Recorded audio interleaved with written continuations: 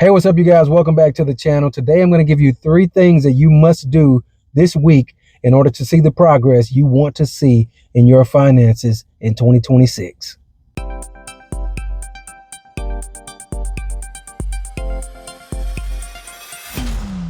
Hey, it's the first week of 2026, and many people have made money resolutions, money goals, money resets. Guess what? Most of them will quit by the 3rd week of this month, but not you, because today I'm giving you 3 things that you must do this week, not eventually, not next week, not next month, this week, that will put you on a path to financial success in 2026. You don't want to miss these 3 things. They're very practical, things that you can actually do and should do today. Let's get into it. So these 3 things will make the difference between another year of financial stress or a year of financial progress. I'm Marlon, your money coach. Let's make money make sense. All right, so number 1 is what I call the money audit. And that's what I want you to do. You're going to become an auditor of your own spending. Yeah, I know that could be scary. I don't care how scary it is or how uncomfortable it may make you feel. I want you to audit your spending. That's the money audit, and that's number 1. Get December's bank statement, and I want you to go line by line. Don't judge yourself just yet. I want you to observe everything that you spent money on in December. Now we're looking at where your money went, not where you thought it went or where you thought it should have gone, but where did it actually go? That's what we're looking at with number 1, the money audit. Now, while you're looking, I want you to categorize every single item that you spent money on, from housing to car expenses to subscriptions to shopping, whatever you did, food, all these things. So housing, you would include your rent, of course, mortgage payment, any type of insurance that you have that's surrounding that. If you don't have an account that's escrowed with a mortgage, renter's insurance, if you're renting, or that sort of thing. Food, do groceries versus eating out. And I want you to keep these things separate. Put those in 2 different categories, and you'll see why in just a moment. But that's food. Then you have transportation. So if you have a car payment, gas, car insurance, if you had to take Uber to get, for travel or some type of public transportation that you had to pay for, put those things in your transportation category. The other categories could be things like subscriptions that you're paying for, memberships, whether it's gym memberships, Costco memberships, Sam's memberships, things like that. Put these things in their own category. Shopping, whether it's Amazon, Target, Walmart, wherever you do your shopping, put that in a category of its own. What type of entertainment do you do? That's in a category of its own. Entertainment, whether you go out to see movies or, spending money on whatever else it could be that you do for entertainment, put that in a category of its own. So what you're doing, remember, looking at your December statement and categorizing every line item that you've spent money on. This is a baseline for the beginning of 2026. Or this is sort of a foundation for 2026 for you. This is you finding out exactly where you spent your money in December. I'm going to call number 2 your reality budget. Don't shut me off just yet. Let me explain.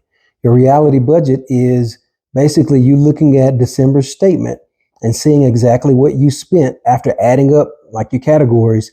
You look at what you spent for that month for each category, and that's what you actually budget for January.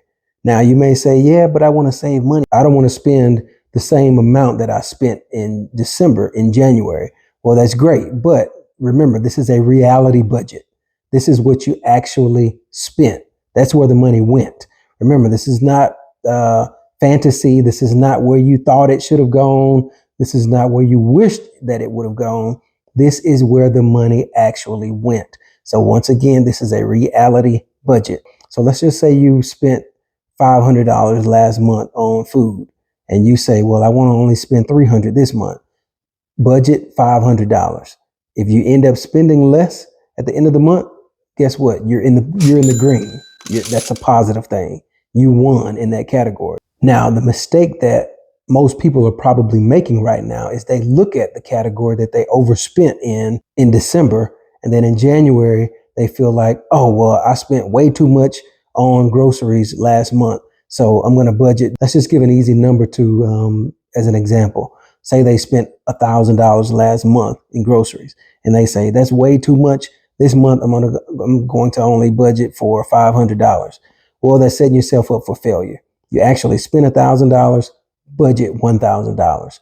Once again, you may spend less, but we're going to budget for that amount, and that's the amount that you have set aside for that category.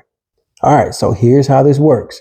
You've taken December's statement, bank statement, whatever number you spent, you're budgeting that for January. So then now what I want you to do is work to improve at least one category by 10 to 20%. Let me give you an example. If you spent $500 in groceries last month, and that's the category you decide you want to improve on this month, let's just say 20% of 500 is $100 less, right? So 20% of that is $100 less of the amount that you spent. So instead of spending $500, you're going to spend $400. Don't make it unrealistic and put it down to 300 or 200. We're wanting to, and you may say, well, why not? Why am I not trying to improve every category? Because I'm trying to save money. That's a good question. But remember, this is a reality budget. We're going to help you improve one thing at a time. And if you start building this habit with this one category, guess what? By month 3 or 4, then we will start working on a second or a third or a fourth category. But you want to start building small habits right now, because the big habits or the big things that we try to create as habits tend to fail. So we start small, taking baby steps, and then we'll work our way up to the bigger things. So that's what I want you to do. One category, 10 to 20% improvement. All right. And now for the third and final thing. Now, this one is a real game changer. And I've seen many people not want to do this for several different reasons. Number 3 is automate everything. Everything that you can automate it. What am I saying? What does that mean? Auto drafts. Set it up on recurring payments. Set it up to automatically come out so you don't forget, so you're not late, so you don't have to try to use willpower to actually make sure the money is going where it should go. Guess what? The reason you want to do automations is because discipline fades.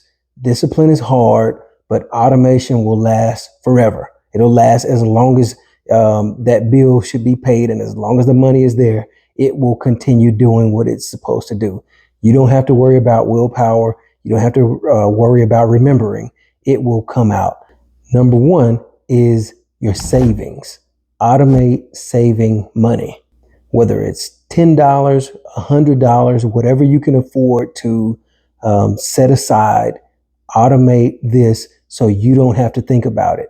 Make it invisible for you. It will come out like your taxes come out. You don't even see it. You don't worry about it. It's going into a savings account. I would recommend a high yield savings account. I'm not giving any specific companies or banks or credit unions, but I would recommend you putting it in a high yield savings account. Number 2, I would automate bill payments. Water bill, electric bill, whatever types of bills you have, phone bill, light bill, these types of things, automate them so you don't have to worry about paying them. They automatically come out. They are a budget line item in your budget, so you don't have to worry about it. It comes out when it's supposed to come out. All right. The third thing is automate debt payments, at least for the minimum payment amount. And you may say, well, I want to get rid of this debt fast. I want to pay a lot more than the minimum payment. Well, guess what? That's great. I encourage that. However, if you automate just the minimum payment, then that's like debt payment insurance. It ensures that you at least don't miss the minimum payment on the date that it should come out. And if you want to do extra, do that manually. You go to the website or go to the location of wherever you pay it and pay it separately from your actual automation. Now, I know you may be thinking, are you kidding me? Is that it? An audit, a reality budget, and then automation? Those are the three things? Absolutely right. I want you to try it for 90 days and come back and let me know how much money you actually controlled, how much money you actually saved because you did these three things. These three things will be game changers in your financial success or progress in 2026. But you have to do the work. Here's the thing about money. It will do exactly what you tell it to do. So tell it where to go instead of wondering where it went. So the thing about personal finance is it's not complicated. It's hard. Why is it hard? Because it's all about behavior. Yes, numbers do play a part in this. The more money you have, yes, the more you would have to put towards certain things. But listen, it's still about behavior because even if you have a lack or if you have a surplus, it still comes down to choices that you make because you can't out earn bad decisions because bad decisions just grow with the amount of money that you have. I want y'all to let that sink in. Bad decisions tend to grow with the amount of money you have.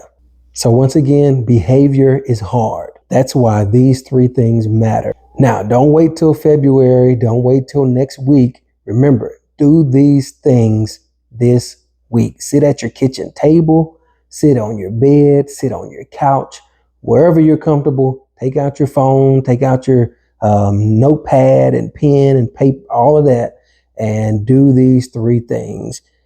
And you will begin to see a change if you stick to if you'll stick to these three things for the month of January. You're building a muscle. I'm not sure if you've ever worked out before, but listen, there's a such thing as muscle memory. If you start to build this muscle right now in January, by the time May rolls around, June, July, you will look totally different. You will begin to think differently about your money this year. That's what it's going to take for you to start to see the progress that you need to see and that you want to see this year. Hey, and if you're new here, subscribe to the channel for more content just like this that's thought-provoking and behavior changing, one person at a time. I'm your money coach, Marlon. So let's make 2026 the year that your money makes sense.